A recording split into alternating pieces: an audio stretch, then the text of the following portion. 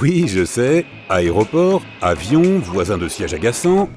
Voyager est stressant, la tension monte et parfois tu craques, c'est plus fort que toi. Mais tâche de garder ton sang-froid. Tu ne veux pas recevoir un carton jaune pour mauvaise conduite, n'est-ce pas? La no-fly list n'est pas une chose nouvelle, mais peu de gens ont entendu parler de ces étranges cartons jaunes. Chaque fois que tu achètes un billet, tu passes un contrat avec la compagnie aérienne. Il y a un règlement et un certain code que tu dois respecter. Donc, eh oui, les compagnies aériennes ont le droit de refuser des passagers si elles estiment que leur comportement ou leur état représente un danger ou qu'il risque de compromettre le bon déroulement du vol.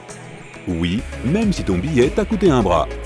Un carton jaune est essentiellement un avertissement comme au football. Dans ce sport, tu peux recevoir 2 cartons jaunes, puis un carton rouge. Et c'est fini pour toi. Tu es expulsé du terrain et banni pour le reste du match, voire pour plusieurs matchs. Mais avec les compagnies aériennes, tu n'auras qu'un seul avertissement. Et ensuite, on te met dehors, à 30 000 pieds d'altitude. Enfin, pas tout à fait. Un membre de l'équipage te demandera poliment de modifier ton attitude, de te calmer, de faire preuve de bon sens, en gros, d'arrêter d'embêter tout le monde. Il se peut même que tu reçoives quelques avertissements verbaux polis mais sévères. Mais si tu dépasses les bornes, tu auras droit à ce redoutable carton jaune. Mais ne t'attends pas à ce que l'hôtesse de l'air sorte un sifflet et un véritable carton jaune de sa poche. On te remettra simplement une feuille portant les mots « Dernier avertissement » écrits en gros et en gras au milieu pour que tu ne puisses pas les manquer.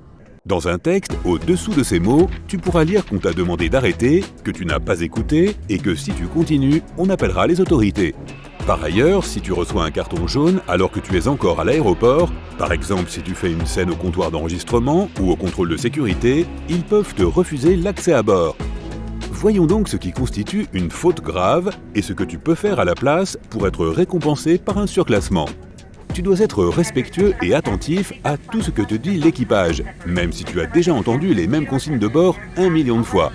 Mettez votre siège en position verticale, rangez votre tablette, éteignez votre téléphone ou votre ordinateur portable, et ainsi de suite. Ce n'est pas pour t'ennuyer ou te déranger. Ces demandes ont pour but de garantir la sécurité de tout le monde. Un siège incliné et une tablette peuvent t'empêcher et empêcher les autres de sortir assez vite en cas d'évacuation. Quant à tes gadgets, si tu ne les éteins pas ou si tu ne les mets pas en mode avion, ils peuvent interférer avec le système de navigation de l'appareil. Fais preuve de patience et attends qu'on te dise que tu peux rallumer ton portable, cela ne prendra que quelques minutes. Le calme et la bonne conduite des passagers garantissent également le bien-être de l'équipage. Les compagnies aériennes accordent une grande importance au droit de leurs employés à travailler dans un environnement civilisé et organisé. S'ils sont tendus, contrariés ou distraits par un passager qui les dérange, ils ne pourront pas faire le travail très important qui leur est demandé.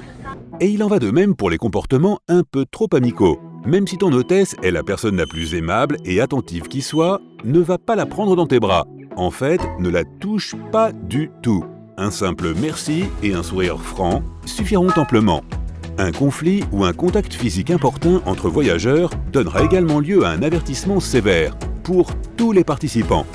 Alors si quelqu'un te provoque, ne te laisse pas avoir. Reste calme et ne fais pas de scène. Informe simplement l'équipage que quelqu'un te dérange. N'abîme pas ton siège ou ta tablette. Tout ce que tu utilises, tout ce qui t'est donné dans l'avion, à moins qu'on te dise le contraire, est la propriété de la compagnie aérienne. Ce qui signifie que tu n'as pas le droit d'emporter les couvertures, les oreillers, les boules qui ni même les écouteurs. C'est vrai, tu ne seras probablement pas puni d'un carton jaune, mais il vaut mieux vérifier avant de s'approprier quoi que ce soit, ne serait-ce que par respect. N'enlève jamais tes chaussures dans l'avion. Le sol est sale, c'est donc dans ton intérêt. Deuxièmement, et sans vouloir t'offenser, l'odeur pourrait déranger les autres. Mais plus important encore, tes chaussures pourraient te faire trébucher ou faire trébucher les autres passagers pendant une évacuation. Dans cette même situation, il te manquera aussi une protection indispensable pour tes pieds. L'équipage de l'avion te le rappellera. Certaines règles sont évidentes. Ne quittez pas votre siège pendant le décollage ou l'atterrissage. Oui, mais qu'est-ce que je fais si j'ai vraiment besoin d'aller aux toilettes ? Désolé, mais il n'y a pas d'exception. Tu pourrais tomber et te blesser ou blesser les autres passagers ou les membres de l'équipage. Essaie de te retenir jusqu'à ce que le commandant de bord éteigne le panneau « Ceinture de sécurité ». Mieux encore, va aux toilettes avant d'embarquer. D'autres règles, cependant, ne sont pas aussi claires, comme par exemple le fait que tu ne peux pas t'asseoir où bon te semble. Demande d'abord. Si l'hôtesse de l'air te dit non, accepte-le. Une bonne répartition du poids est cruciale dans les avions. C'est probablement pour des raisons de sécurité qu'on te demandera de ne pas changer de siège. Maintenant, parlons de la rangée de sortie de secours, ces sièges super confortables avec beaucoup d'espace pour les jambes. Ils ne sont donnés qu'aux adultes qui seraient physiquement et mentalement capables d'aider l'équipage pendant une évacuation. Ne sois pas offensé si on te refuse ce siège. Et puis, ce n'est pas vraiment une grande perte. La responsabilité est immense, ces sièges ne s'inclinent généralement pas et les tablettes sont plus petites. La nourriture à bord, elle, est plutôt insipide. En fait, elle n'est pas vraiment à blâmer. Ton sens du goût est très affecté par l'air sec de la cabine, ce n'est donc pas la nourriture, mais toi qui n'as pas de goût. Si tu as décidé d'apporter ton propre déjeuner, assure-toi que ton repas ne soit pas dérangeant pour tes voisins. Cette conserve de hareng fermenté, délicieux mais ça pue. Alors s'il te plaît, choisis autre chose comme casse-croûte aérien. Ding, ding, je voudrais un oreiller supplémentaire. Ding, eh oh, le fou du bouton. La priorité des membres de l'équipage est d'assurer ta sécurité, pas de te servir de domestique. Sois discret quand tu utilises ce bouton d'appel. Si tu ne te sens pas bien et que tu as besoin d'aide, si tu as soif ou si c'est urgent, n'hésite pas. Mais si les hôtesses sont déjà occupées à servir le dîner ou à aider d'autres personnes, sois patient et attends ton tour. Est-ce que tu jettes tes déchets n'importe où quand tu vas chez les gens? Eh bien, dans les avions, tu devrais faire pareil. Assure-toi de bien ramasser tout ce que tu dois jeter et que ces choses ne touchent pas les vêtements ou les sacs des autres. Par ailleurs, les pochettes de siège ne sont pas des poubelles. Si le panneau ceinture de sécurité est éteint et que les agents de bord sont occupés, n'hésite pas à te lever et à faire le chemin vers une vraie poubelle. Ça te dégourdira les jambes. Nous apprécions tous les blagues, mais ce qui est drôle pour toi ne l'est pas forcément pour les autres. Tout commentaire pouvant être considéré comme menaçant ou insultant est absolument à éviter.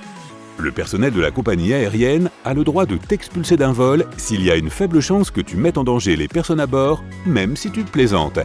Au fait, certains objets peuvent te sembler sans danger, mais la compagnie aérienne pourrait ne pas être d'accord.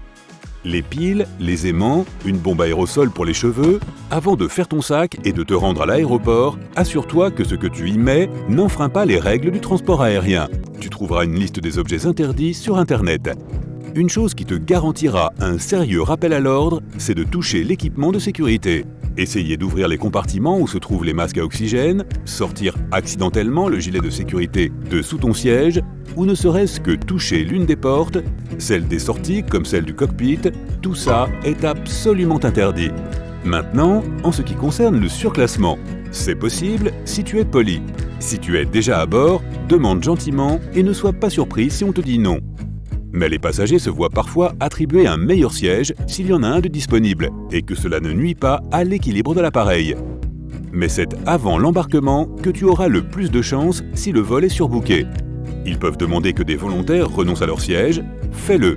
Tu auras alors la possibilité d'en obtenir un meilleur sur un autre vol. Si tu n'es pas pressé d'arriver à destination, pourquoi ne pas profiter d'un siège en première classe ou en classe affaires à un prix économique ?